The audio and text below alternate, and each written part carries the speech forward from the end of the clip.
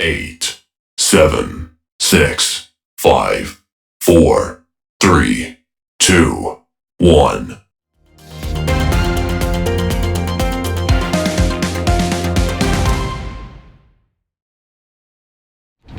So I have the special pleasure of having Jack Ciattarelli here with me today, and we're on lovely Main Street in Somerville. So Jack, tell me a little bit about the race, and what kind of feeling do you have, like how you're doing and some of the issues. I'm very fortunate. I've got a great team. We're working very, very hard. We're 5 weeks to the primary now. We're in a very, very good position, but we've got more hard work to do. We're not afraid to do it. We'll get it done. We'll win this primary, and I'm convinced we're going to win in November. Okay, great.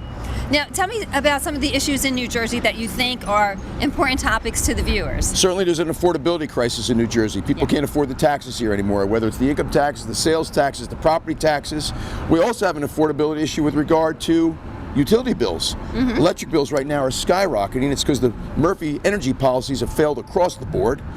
We have a public safety crisis in New Jersey.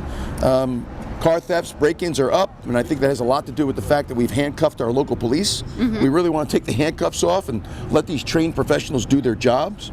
We have a public education crisis in New Jersey.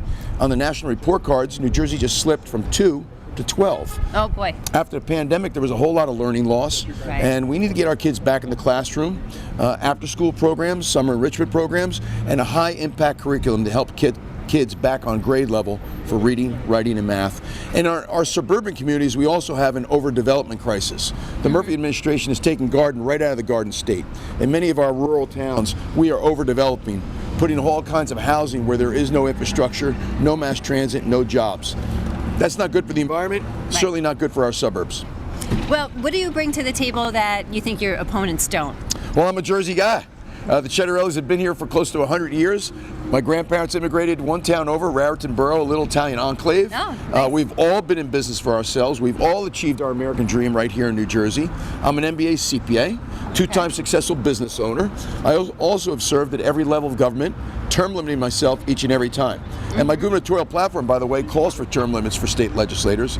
But I served 2 terms at the town that my grandparents immigrated to, Raritan Borough, where I was council president. Okay. And then years later, I served 2 terms here in Somerset County on the Freeholder Board. Today they're called commissioners.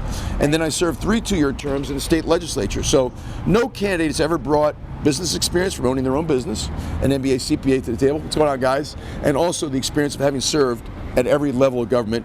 I know what's going on. Right, right.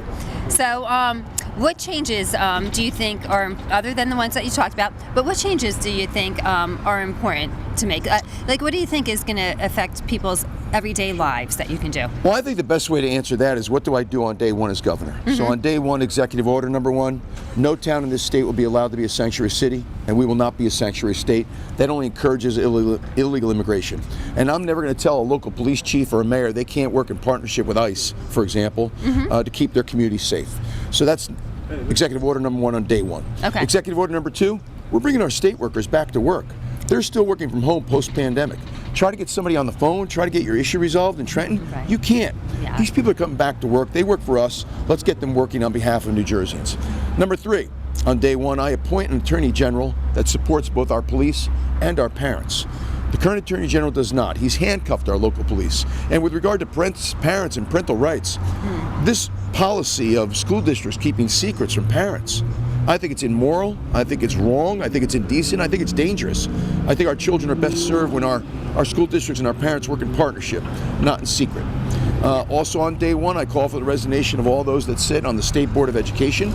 They're the ones that have made all these changes to the public school curriculum that I think kind of overlap into the role of parents. Parents have a job, school districts have a job. Let's get back to teaching critical life skills and providing more vocational training opportunities with an age-appropriate curriculum. Also on day 1, we scrapped Phil Murphy's energy plan. I'm never going to tell people what car they have to buy, what appliance they have to buy, how to heat their home. We're pulling out of the regional greenhouse gas initiative. We're not going to have windmills off our Jersey shore. And if people want, we can even get them back their plastic bags at the supermarket. Okay, that's a good point too, which actually is going to lead to my next question. So there's been a lot of talk lately about health and fitness, and especially kids that are in school, that they're not getting outside and getting getting the exercise and proper nutrition, and that the meals in school need to be better. So do you have any thoughts on that? One of the reasons why we're seeing chronic disease in people at an earlier stage of life than we ever had before, and we're talking about people in their 20s and 30s, is because childhood obesity is a huge problem in our community. So through our Department of Health and Human Services, I think we'll have the right type of campaigns that bring to light that this is a crisis, and that childhood obesity is going to lend itself to terrible things down the road. And so we need to address it. It's a real problem in our community. But it also gets back to the fact that parents need to do their job in fulfilling their responsibilities to kids. Yes. And if we're out too often eating fast food, instead of sitting down at the dinner table, turn off the TV, turn off the radio, get rid of the phones, let's sit down as a family to a home-cooked meal. I think that serves families and children in particular real well.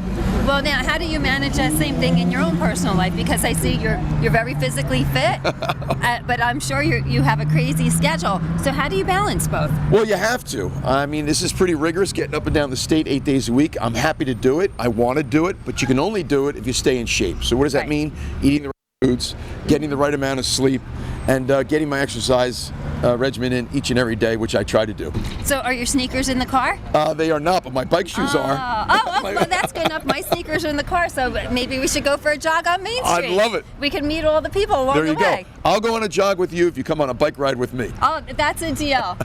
Well, and I hope to see you at your party when you win, because I love your spirit, Lisa. We're sure that it's going to happen, I love right? your spirit. So don't forget about us little people, because we would love to be there. First of all, you're not little people. You're the most, I always say, if you're a registered voter, you hold the highest office in the land, and I never forget where I came from. So we're all in this together. We'll get it done. Okay, great. Well, thank you for taking time out of your busy schedule, and good luck to you. Lisa, thank you for having me. Thanks. Hello and welcome. My name is Jordan Anderson, and this is NPTV, nonprofit television, and today I have a very special guest. How are you doing today? Doing great, Jordan. Great to be with you. Yes, very nice to see you.